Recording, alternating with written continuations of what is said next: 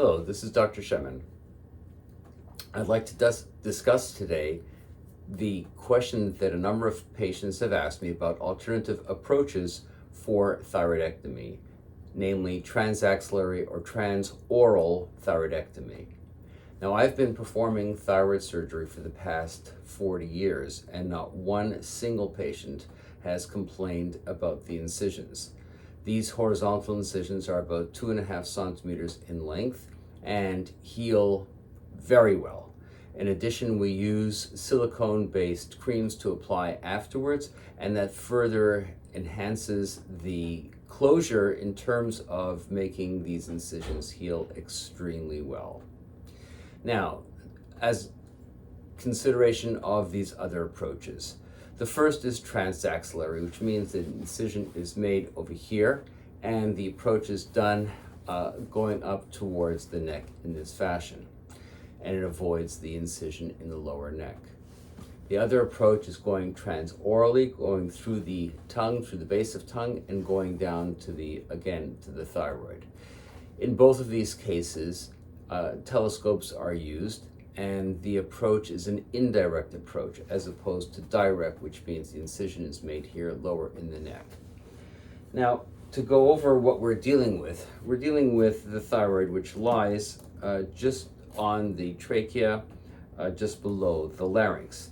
And here you can see a normal sized thyroid. This is a thyroid that has a lesion in it, as you can see over here, and these are goiters or thyroiditis.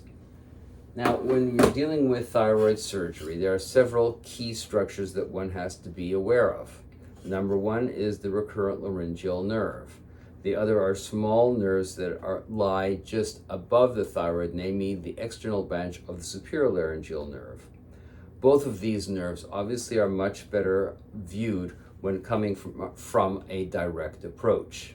The second issue is the parathyroid glands. There are typically 4 parathyroid glands lying on the back surface of the thyroid, and they measure about 5 millimeters each. They're very, very small and difficult to identify even in a direct approach, and much more so with an indirect approach, namely the transaxillary or the transoral. Now, the other issues are with regards to the complications following these other approaches. First of all, the surgery with a transaxillary or transoral approach takes far longer than the traditional cervical approach, namely direct approach.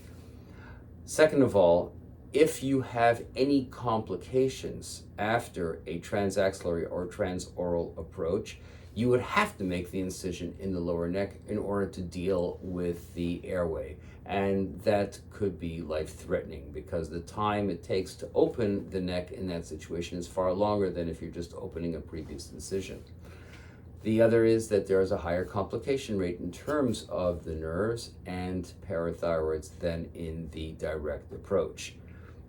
In summary, I do not advocate transaxillary or transoral approach, as do most head and neck surgeons these days. We still use the traditional transcervical approach, namely a low incision in the neck, and it provides us a direct access to the thyroid, to the nerves, and the parathyroid. If you have any questions, please don't hesitate to contact us.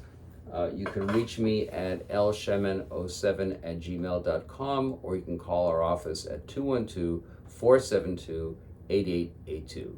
I thank you for your time and consideration.